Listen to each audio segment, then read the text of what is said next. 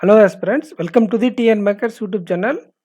Shift 4 உடைய complete analysis தான் upcoming exam எழுதக்கூடிய ஆஸ்பிரண்ட்ஸ்க்கு ரொம்ப யூஸ்ஃபுல்லாக இருக்கும். இந்த ஷிஃப்ட்டில் நீங்கள் எவ்வளோ ஸ்கோர் எடுத்தால் நீங்கள் மெயின்ஸுக்கு ப்ரிப்பேர் பண்ணலாம் அப்படிங்கிறதையும் நான் டிஸ்கஸ் பண்ணியிருக்கேன். ஷிஃப்ட் 3 தான் கொஞ்சம் மாட்ரேட்டாக இருந்துச்சுன்னு பார்த்தா, ஷிஃப்ட் போகிறவங்களுக்கு அதே மாதிரி தான் லைட்டாக மாட்ரேட்டாக இருந்திருக்கு.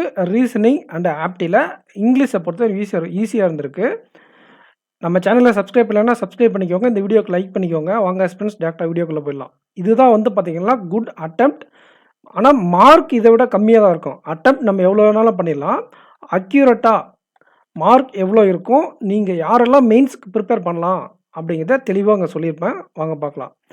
இப்போ இங்கிலீஷில் பொறுத்தவரை 24லேருந்து 26 அட்டெம்ப்ட் பண்ணியிருந்தாலும் நீங்கள் ஒரு 18+ ஒரு 16லேருந்து 16லேருந்து ஒரு 18 ரேஞ்சில் எடுத்தாலே நல்ல ஸ்கோர் அது. அதே மாதிரி ரீசனிங் எபிலிட்டியில் 2 இடத்துல உங்களுக்கு டெஸ்ட் வச்சுருக்காங்க. அதை நம்ம உள்ளே போயிட்டு சொல்கிறேன். ஸோ எப்பயுமே 30க்கு மேலே இருக்கக்கூடிய குட் அட்டெம்ப்ட் 28 வந்ததுக்கான காரணம் அதுதான். ஸோ நீங்கள் ஒரு 28 கிட்ட அட்டன் பண்ணியிருந்தாலே ரொம்ப சூப்பரான மார்க். இங்கேயும் அதே தான், 28னாலே நல்ல அட்டெம்ப்ட் தான். நிறைய பேர் அட்டன் பண்ணியிருப்பீங்க ஃபுல் அட்டெம்ப்ட்டு. பட் ஆனால் 2 இடத்துல டெஸ்ட் பண்ணதுனால ஒரு 28 அட்டெம்ப்ட் ஒரு ரொம்ப சூப்பரான அட்டெம்ப்ட். நியூமரிக்கல் எபிலிட்டியில் பொறுத்தவரையும் எப்பயுமே கேட்காத மாதிரி கன்வென்ஷனலாக இல்லாமல் ஒரு புது பேட்டர்னாக தான் இன்ட்ரோடியூஸ் பண்ணியிருக்காங்க. ஸோ 20+ அட்டன் பண்ணி தான் நீங்கள் குட் அட்டெம்ப்ட். அப்போ சம் பண்ணுங்கள். 66. ஸோ 59லேருந்து 66 வரை உங்கள் ஸ்கோர் இருக்குது அப்படின்னா கண்டிப்பாக நீங்கள் மெயின்ஸுக்கு ப்ரிப்பேர் பண்ணுங்கள். உங்களுக்கும் நியூமரிக்கல் எபிலிட்டிலையும் ரீசனிங்லேயும் கொஞ்சம் நார்மலைசேஷன் மார்க் வர வாய்ப்பு இருக்குது. ஸோ 59 மார்க் அட்டெம்ப்டில் மார்க் உங்களுக்கு 59, 60 ரேஞ்சில் வருது அப்படின்னாலே நீங்கள் மெயின்ஸுக்கு ப்ரிப்பேர் பண்ண ஆரம்பிச்சிருங்க. லாஸ்ட்டில் டைம் இருக்காது. வாங்க எக்ஸாம் அனலைசிஸை பார்க்க போயிடலாம். ஸோ எக்ஸாம் அனலைசிஸை பொறுத்தவரை இங்கிலீஷை பொறுத்தவரையும் ரொம்ப ஈஸியாக இருந்திருக்கு. வேர்ட் ஸ்வாப்பு, இந்த கிளாஸ் டெஸ்ட்டு, ப்ரேஸ் ரீப்ளேஸ்மெண்ட்டு, அதுக்கப்புறம் ஆர்சி. ஓகே, எப்பயுமே கேட்கக்கூடிய அதே இங்கிலீஷ் தான், எந்த ஒரு வித்தியாசமும் இல்லை. இந்த ஆர்டரில் நீங்கள் அட்டன் பண்ணியிருந்தால் கண்டிப்பாக எக்ஸாம் நல்லா அட்டன் பண்ணிக்கலாம். இது வெக்காபுலரி பேஸ்டு கொஸ்டின் 5 கேட்டிருக்காங்க. ஓகே, ரீசனிங் வீட்டில் என்னமோ செக் இருக்குதுன்னு சொன்னீங்களே சார், என்னமோ பண்ணியிருக்காங்கன்னு சொன்னீங்களே. என்ன இல்லை, இந்த சர்டைன் நம்பர் ஆஃப் பசிலும் flat with floor puzzle, flat with floor puzzle with flat அப்படின்னு வரும் ஒரு பசில். இந்த ரெண்டுத்துலேயும் இதில் என்னாச்சுன்னா ஒரு சில பேர் கன்க்ளூஷன் வரலை, அது ஒரு mistake. Certain number of puzzle maximum 16 member சொல்கிறாங்க, ஒரு சில பேர் மட்டும் 17 மெம்பர்னு சொல்கிறாங்க.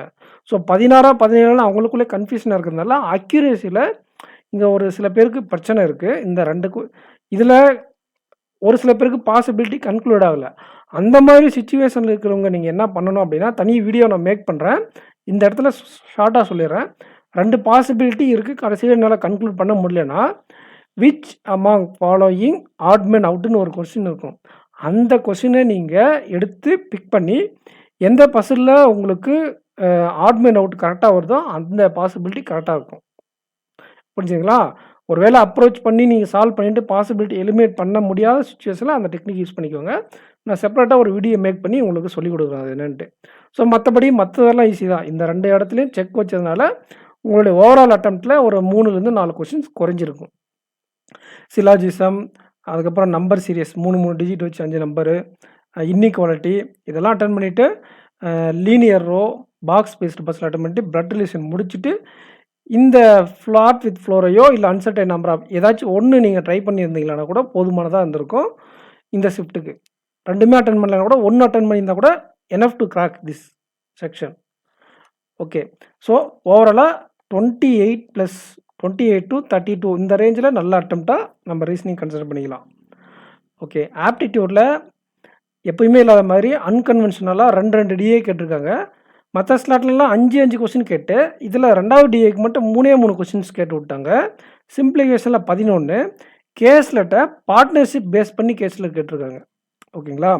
அப்ளிகேஷன் சம்மே கேஸ்லெட்டை கேட்பாங்க. சம்டைம்ஸ் 2 கொஸ்டின் 3 கொஸ்டின் கேட்பாங்க இல்லையா? ஆர்ஆர்பி கிளர்க்லாம் இந்த மாதிரி கேட்டிருக்காங்க லாஸ்ட் இயரில். அந்த மாதிரி 2 கொஸ்டின்ஸ் பார்ட்னர்ஷிப்பில் கேட்டிருக்காங்க கேஸ்லெட்டு அப்ளிகேஷன் வச்சு. அப்போ இந்த ஷிஃப்ட்டில் நீங்கள் என்ன பண்ணியிருக்கோம், சிம்பிளிஃபிகேஷன் ஈஸியாக இருந்திருக்கு, டெசிமல்லாம் வச்சு இல்லை. 11 ஆகட்டும் 11 எடுத்துக்கலாம், ஒரு 10 எடுத்துக்கோங்க. இந்த 8ல் ஒரு 7 எடுத்துக்கோங்க. ஸோ 17 ஆச்சுங்களா. அரித்தமெட்டிக் சம்ஸில் ஒரு 5 கொஸ்டின் நீங்கள் அட்டன் பண்ணியிருக்கணும். ஏன்னா 14 கொஸ்டின்ற போது 7-8 கொஸ்டின் உங்களுக்கு ஈஸியாக இருக்கும். 14 கொஸ்டினில் 7-8 கொஸ்டின் அட்டன் பண்ணுற மாதிரி ஈஸியாக இருந்திருக்கும். அதில் ஒரு 5 நீங்கள் பிக் பண்ணி அட்டன் பண்ணியிருந்தால் கூட 22 குட் அட்டெம்ப்ட். அடுத்த ஷிஃப்ட்டில் வரக்கூடிய ஆஸ்பிரண்ட்ஸ் இப்படி தான் இந்த மாதிரி நீங்கள் ஃபேஸ் பண்ணால் ரீசனிங் எபிலிட்டியில் 2 பாசிபிலிட்டி எலிமினேட் ஆகும்போது விச்சமாக ஆட்மன் அவுட்டுன்னு ஒன்று இருக்கும். 5 ஆப்ஷனில் எது அந்த குரூப்பில் ஃபாலோ ஆகலை அப்படிங்கிற மாதிரி ஒரு கொஸ்டின் இருக்கும், ஆட்மன் அவுட்டு.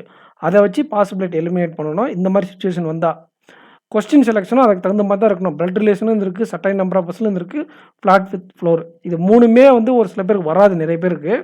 அதில் நீங்கள் எல்லாமே அட்டன் பண்ணுறதை தவிர்த்துட்டு எனி 2 மட்டும் அட்டன் பண்ணுறது டார்கெட் பண்ணி அட்டன் பண்ணியிருந்தீங்கன்னா பெஸ்ட்டாக நீங்கள் அட்டன் பண்ணியிருப்பீங்க.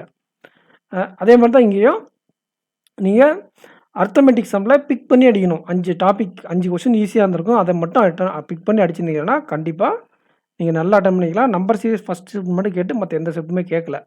ஸோ ஓவராலாக நீங்கள் ஒரு 59 to 60+ மார்க் எடுத்தால் நீங்கள் கட் ஆஃப் ரீச் பண்ண சான்சஸ் இருக்குது. கரண்ட் அஃபேர்ஸ் நீங்கள் ப்ரிப்பேர் பண்ணிகிட்டே இருங்க. சென்ட்ரல் பேங்க் ஆஃப் இந்தியாவுக்கு நம்ம ஆப்டிவி தேக்கே சேனலில் கைடன்ஸ் கொடுத்துட்ருக்கோம். அதையும் அதாவது இந்த எக்ஸாம் முடிச்சுட்டு அதுக்கு கைடன்ஸ் கொடுக்க ஆரம்பிச்சிடும். இப்போதைக்கு NIACL அசிஸ்டண்ட்டுக்கான கிளாஸஸ் போயிட்டுருக்கு. அந்த எப்படி நீங்கள் ப்ரிப்பேர் பண்ணலாம் அப்படிங்கிற ஸ்ட்ராட்டஜிஸ் எல்லாம் அங்கே கொடுத்துட்ருக்கோம். அதையும் நீங்கள் ஃபாலோ பண்ணிக்கோங்க. ஓகேங்களா. இப்போதைக்கு நீங்கள் ப்ரிப்பரேஷனை விட வேண்டாம்.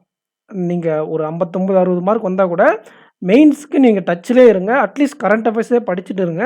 அப்கமிங் நமக்கு NISLO மாதிரி எக்ஸாம்ஸ் நிறைய இருக்குது. LBO மாதிரி சில எக்ஸாம்ஸும் வரப்போகிறதுனால நீங்கள் படிக்கக்கூடிய சிஏ வேஸ்ட் ஆக போகிறது கிடையாது. நீங்கள் 65 மார்க் எடுத்தால் தான் நீங்கள் மெயின்ஸுக்கு படிக்கணுமானா அப்படி ஒரு லாஜிக்கே கிடையாது. ஏன்னா நார்மலைசேஷனில் உங்களை பாஸ் பண்ணி விடுவாங்க. இந்த 3வது ஷிஃப்ட்டும் 4வது ஷிஃப்ட்டும் கொஞ்சம் மாடரேட்டாக இருக்கிறதுனால நீங்கள் மெயின்ஸுக்கு ப்ரிப்பேர் பண்ணலாம் தாராளமாக. நம்ம சேனலை சப்ஸ்கிரைப் பண்ணலன்னா சப்ஸ்கிரைப் பண்ணிக்கோங்க. இந்த வீடியோக்கு லைக் பண்ணிக்கோங்க. Thank you aspirants. நெக்ஸ்ட் வீடியோவில் மீட் பண்ணலாம். தேங்க்யூ.